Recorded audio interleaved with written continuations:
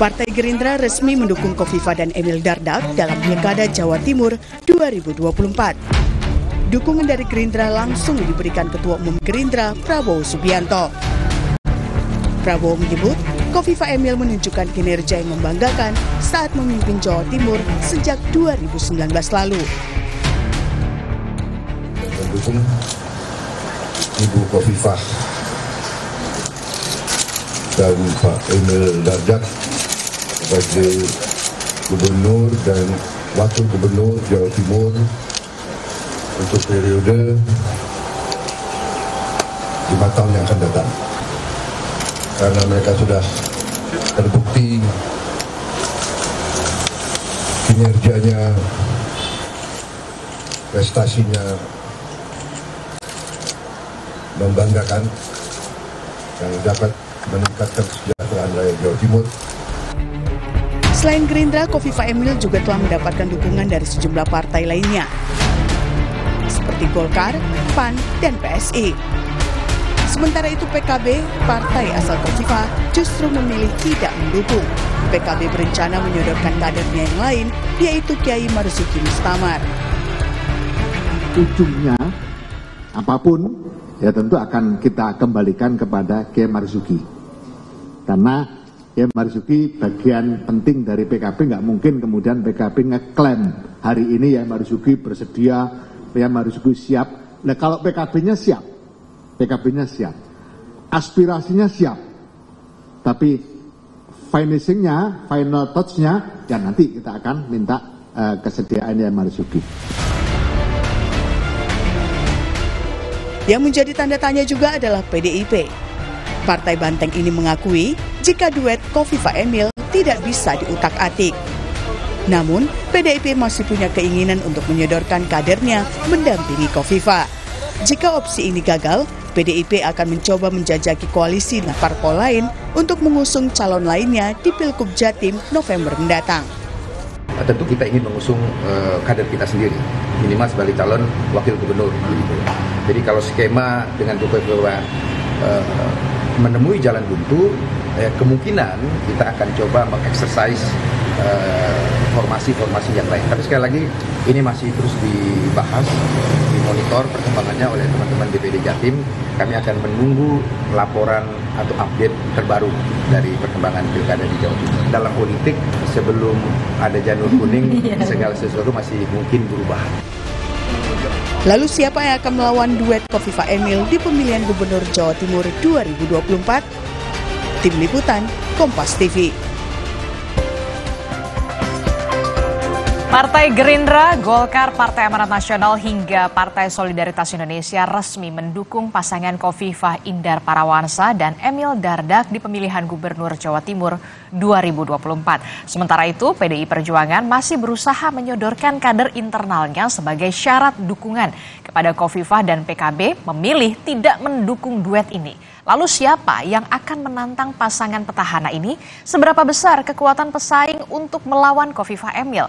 Kita akan membahasnya bersama dengan sejumlah narasumber di pagi hari ini melalui sambungan Zoom.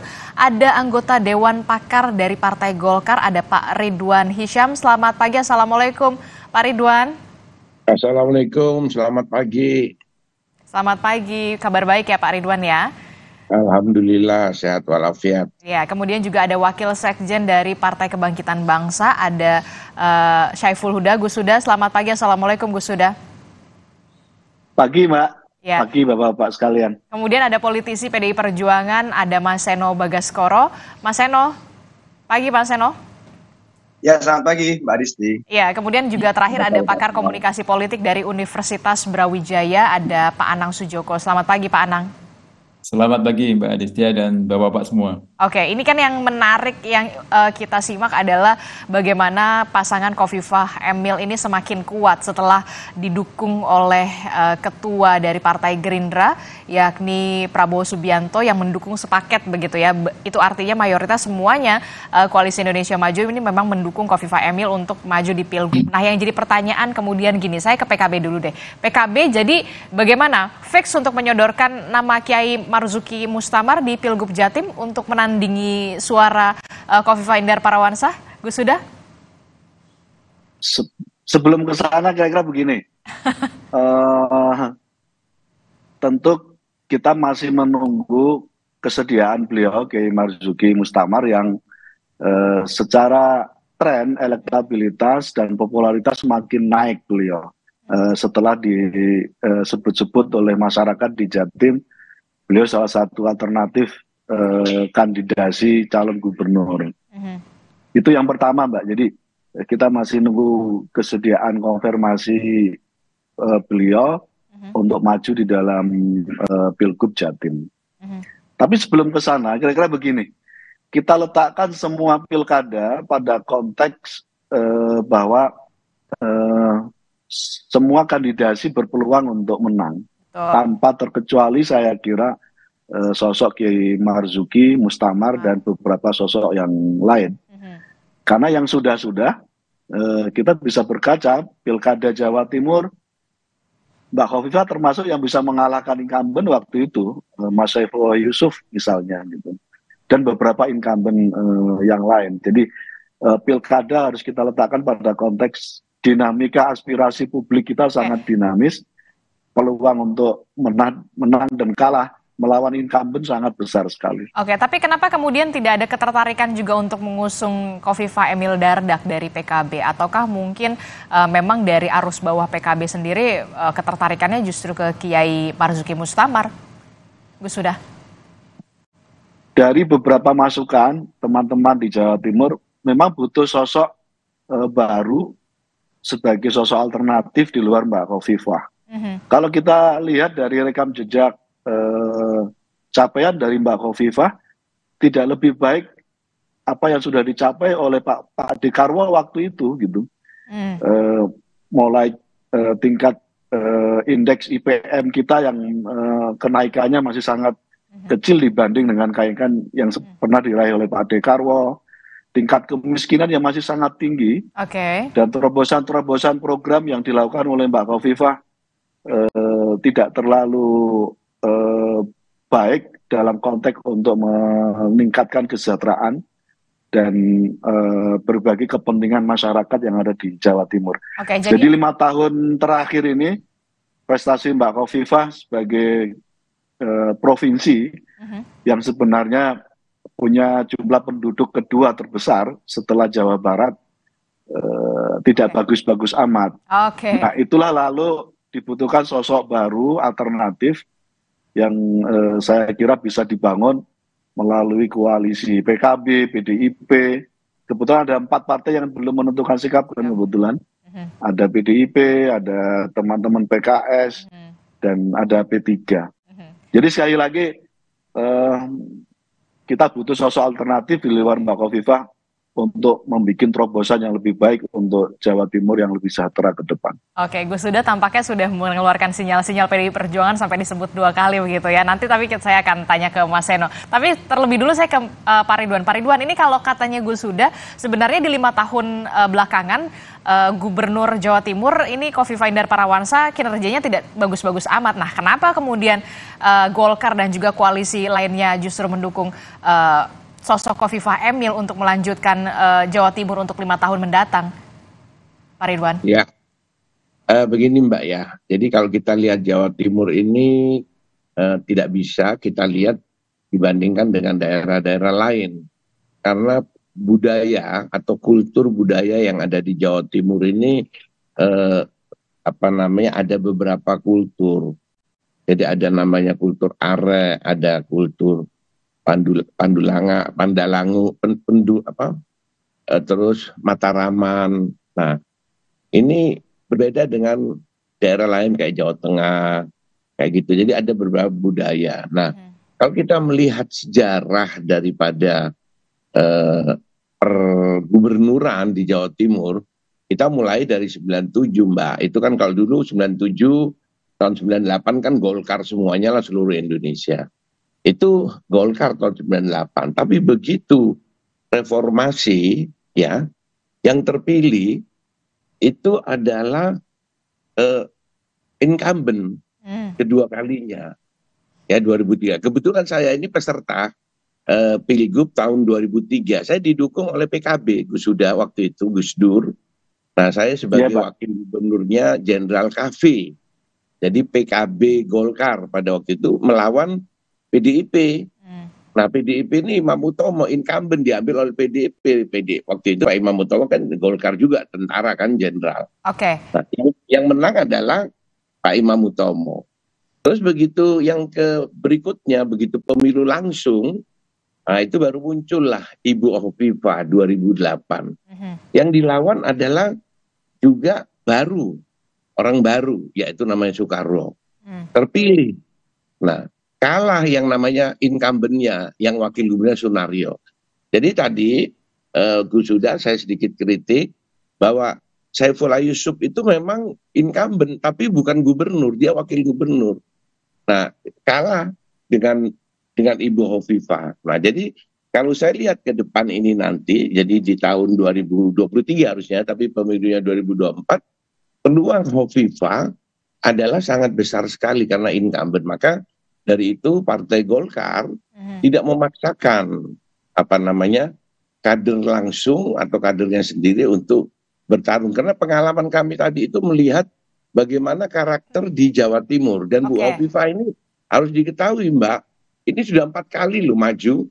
Jadi 2008 sudah maju, 2013 maju, 2018 baru terpilih. Jadi setelah maju ketiga baru terpilih. Tapi kemudian begini, Gus Huda mengatakan sebenarnya 5 tahun ke belakang ini kinerjanya Hovifah dan Ibu Hovifah dan Emil ini sebenarnya nggak bagus-bagus amat. Nah, kenapa kemudian Anda setuju dengan Golkar? Golkar setuju dengan Gus Huda?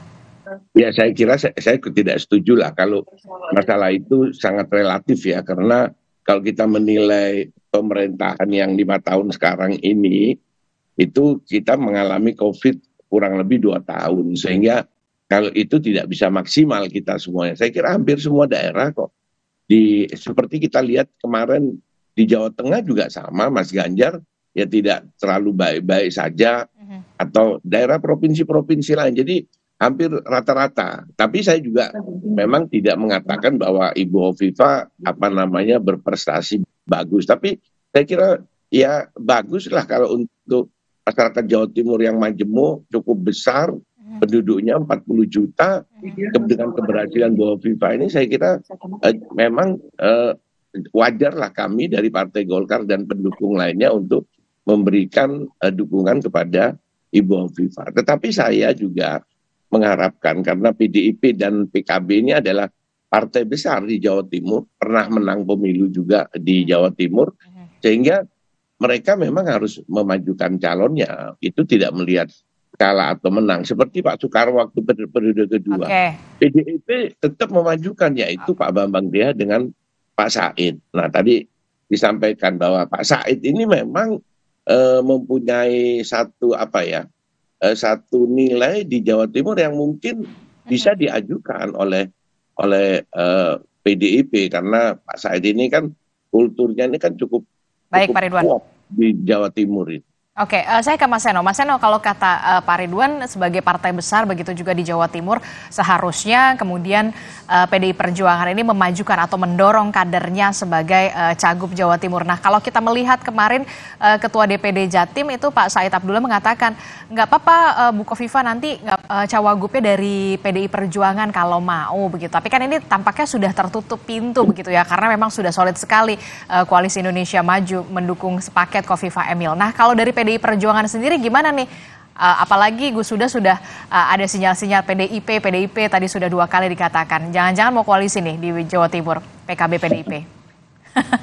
Ya Mbak Disti, jadi sebenarnya kalau bicara tentang Jawa Timur, di Jatim ini kami punya sejarah panjang dalam konteks melahirkan pemimpin-pemimpin daerah yang kemudian kita transfer menjadi pemimpin nasional. 10 tahun, 15 tahun belakangan banyak sekali nama-nama dari Jawa Timur yang berasal dari daerah, yang itu kemudian digodok dan dikirimkan, ternyata bisa berhasil menjadi tokoh-tokoh nasional yang punya prestasi di Jawa Timur. Sebut saja Bu Risma di Surabaya, Mas Anas di Banyuwangi, termasuk ada Pak Said Abdullah dari Sumeneb, kemudian dulu ada Mas Jarod dari Blitar, dan lain sebagainya. Yang hari ini 5 tahun terakhir kami berusaha meneruskan tren itu dengan menggunakan Jawa Timur sebagai laboratorium kepemimpinan yang sangat efektif. Ada Mas Ipin di Trenggalek, Bupati Trenggalek, Mas Eri Cahyadi, ada Gus Yani, dan lain sebagainya. Yang itu berasal dari Jawa Timur dan pemimpin-pemimpin daerah yang usianya relatif muda. Sehingga tentu saja pada saat bicara kontestasi pilgub, kami sadar sekali bahwa logika elektoral di dalam pemilihan gubernur ini pasti berbeda dengan logika elektoral pilpres. Landscape-nya beda, dinamikanya beda, dan kami menghargai itu. Maka dari awal Pak Said Abdullos dan teman-teman PDI Perjuangan Jawa Timur mendorong untuk melakukan komunikasi politik untuk kemudian bicara dengan Ibu Khofifah sebagai incumbent. Di sini peran komunikasi itu dianggap penting oleh Pak Said karena dari tahun ke tahun kami pada saat mencalonkan pasangan calon seringkali mendeliver sebuah message, sebuah pesan. Apa pesan yang berusaha disampaikan dari kita? Salah satunya kalau di Jatim adalah pentingnya pasangan kerjasama politik atau koalisi Bang Ijo, nasionalis religius. Sebelumnya kan kami pernah dengan kawan-kawan PKB, kalau disampaikan tadi di pilgub yang lalu, Gus Ipul dan Mbak Putih Guntur Soekarno. Itu nasionalis religius, tampak sekali, hijau dan merah, kayak semangka itu. Hari ini pun sama, kami juga berusaha membangun komunikasi politik dengan Bu Khofifah, dan kami menyodorkan nama-nama kepala daerah muda. Siapa? Yang kami anggap punya prestasi, paham birokrasi, bisa bergerak cepat, dan namanya sudah disampaikan ke Bu Khofifah oleh Pak Said. Persoalan kemudian apa? Namanya 3, 1 Mas Fauzi, Bupati Sumeneb, kemudian Mas Ipin, Bupati Trenggalek, dan 1 lagi Mas Dito, Bupati Kediri. Nah, itu kami sampaikan. Apabila Bu Khofifah merasa penting untuk kemudian melihat bupati-bupati muda ini sebagai calon wakil gubernur yang potensial, tentu kami menghargai. Pak Said sebagai ketua partai sudah menyampaikan itu secara terbuka di dalam beberapa kesempatan. Oke, Mas. Tetapi saya sepakat ya bahwa di dalam politik sebelum ada tanda tangan rekomendasi partai yang ditandatangani oleh ketua umum, ini masih belum final and binding. Masih sangat mungkin ada dissenting opinion yang bisa mengubah jalannya komposisi peta politik dari apa yang kemudian terjadi nanti. Jadi saya rasa perjalanan ini akan menarik, tapi apapun bisa terjadi dalam konteks PDI Perjuangan sebagai partai pemenang pemilu legislatif di nasional dan partai nomor 2 bersama dengan Gerindra di Jawa Timur. Itu, Mbak. Oke, tapi kan kalau kita lihat begitu ya, Ibu Khofifah ini memang sudah secara gamblang, secara terang-terangan di media mengatakan kalau ingin memajukan Khofifah Indar Parawansa ini harus sepaket dengan Emil Dardak. Itu artinya tertutup kemungkinan secara halus lah ya, ditutup kemungkinan secara halus bagi PDIP. Nah, PDIP sendiri sudah ada plan B-nya belum? Kalau misalkan ini sudah final begitu ya, mungkin akan melirik PKB untuk berkoalisi untuk mengusung Kiai Marzuki Mustamar begitu, atau dari kader PDIP sendiri nantinya akan ada komunikasi politik bersama PKB dengan nasional religiusnya? Ya, apapun sangat mungkin. Artinya sekali lagi sebelum janur kuning melengkung atau janur merah melengkung atau janur hijau melengkung, semuanya sangat mungkin. Dan hari ini komunikasi itu masih sangat cair dan kami rasa masih ada cukup waktu hingga ke bulan Agustus nanti. Dan itu akan kami maksimalkan untuk berkomunikasi secara politik dengan semua pasangan calon maupun partai politik. Tadi malam secara resmi partai berkunjung ke Gerindra. Dan artinya komunikasi dengan kawan-kawan dari kerjasama politik atau koalisi Indonesia Maju ini juga terus dilakukan dalam konteks Jawa Timur.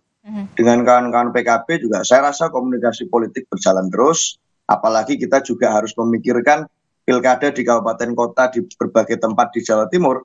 Yang itu tentu kami ingin mencari linearitas pesan-pesan yang akan disampaikan dengan yang terjadi di Jatim. Jadi semuanya sangat mungkin dan PDI Perjuangan punya stok sangat melimpah kalau bicara ketokohan di Jawa Timur. Saya rasa itu. Oke, saya ke Pak Anang. Pak Anang, ini gimana nih kalau misalkan melihat Khofifah dan juga Emil ini didukung partai besar mayoritas begitu di Koalisi Indonesia Maju, siapa yang paling berpeluang untuk menjadi lawan yang sepadan Kalau dari PKB sudah ada nama Kiai Marzuki Mustamar, tinggal menunggu kesediaan Kiai Marzuki Mustamar. Kalau dari analisa Anda seperti apa?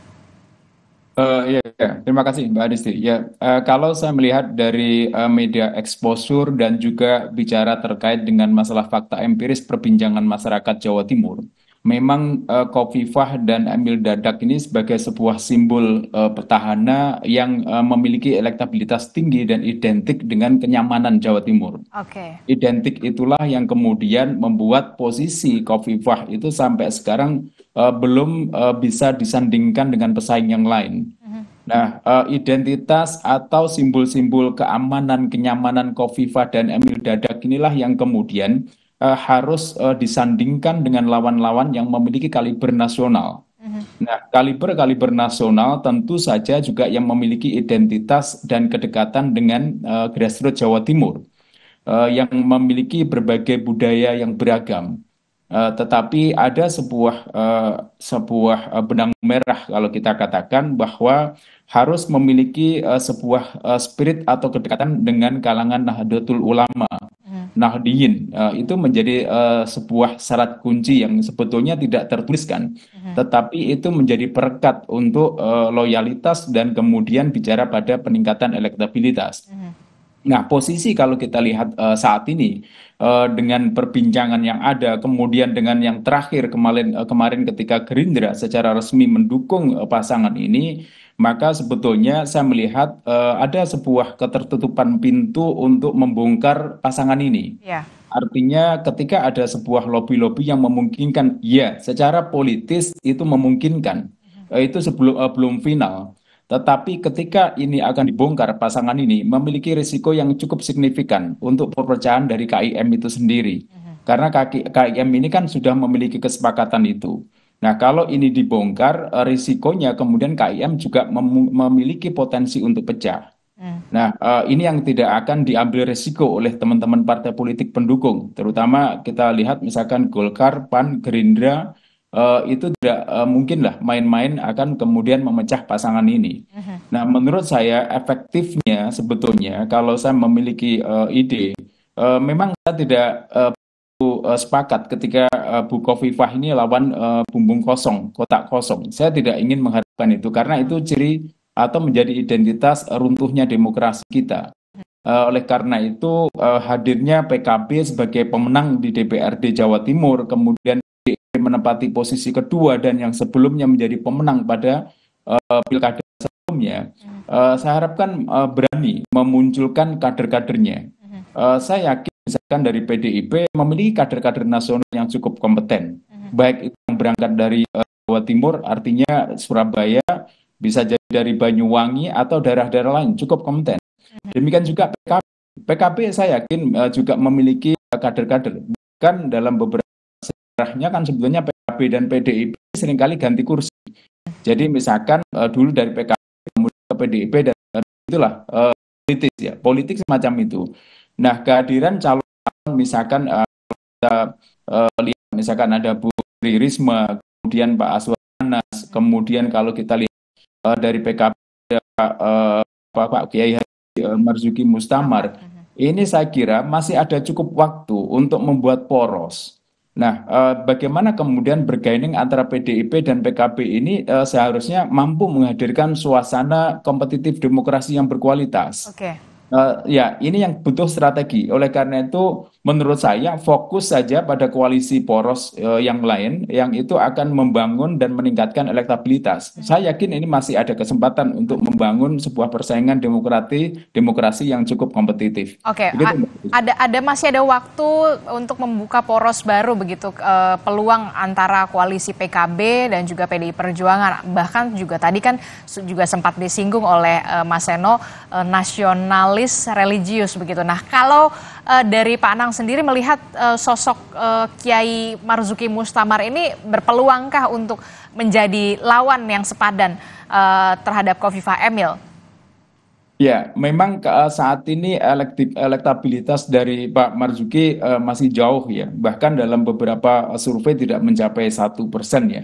Tetapi ini masih bisa ditingkatkan. Tetapi dalam perspektif saya, memang tidak harus memaksakan Pak Marzuki ini pada cagupnya. Tidak harus memaksakan itu. Bahkan kalau saya melihat sebetulnya Pak Marzuki kemungkinan akan ada di cawagupnya. Jadi kita bukan bicara kepada sebuah arogansi pemenang dalam pilkada, tetapi kita melihat juga pada bagaimana peluang yang ada di dalam masyarakat itu sendiri. Artinya kita bicara pada elektabilitas, kita bicara pada track record, dan juga berbicara tentang masalah strategi ke depan. Nah, kalau misalkan saya melihat misalkan kalau Pak Marzuki dipaksakan di Cakup, saya pesimis itu akan bisa disandingkan sebagai pesaing. Bisa jadi Pak Marzuki ini sebetulnya sebagai sebuah pemompa suara, tetapi dia bukanlah sebagai sebuah leader yang memiliki dan membawa suara banyak. Nah, calon lain misalkan Cagup mungkin akan tepat mengambil dari PDIP tanpa harus berbicara kepada siapa yang paling berpeluang menurut Anda? Kalau dari PDI Perjuangan namanya? Banyak. Kalau saya melihat misalkan, kalau saya bicara pada track record keberhasilan, misalkan Bupati Banyuwangi, Azwar Anas yang sekarang Menpan RB juga memiliki kekuatan tersendiri, elektabilitas. Terus kemudian Bu Risma yang selama ini juga membawa Surabaya cukup perkembangan dan pembangunan cukup drastis dan sangat bagus. Itu saya yakin akan bisa untuk bisa disandingkan. Tentu saja harus ada penggarapan masyarakat Jawa Timur yang lebih efektif untuk meraih suara lebih tinggi.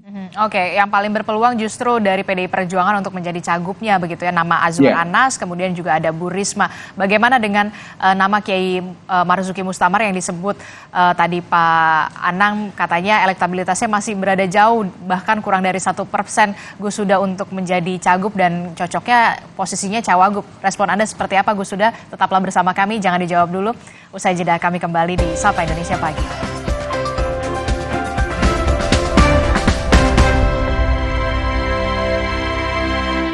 Nggak sampai. Kok nggak sampai ya? Pertumbuhan dipengaruhi nutrisi. Pediasure dengan arginin vitamin K2. Lihat 50% tumbuh nyata dalam 90 hari. Sampai. Terima kasih Ibu.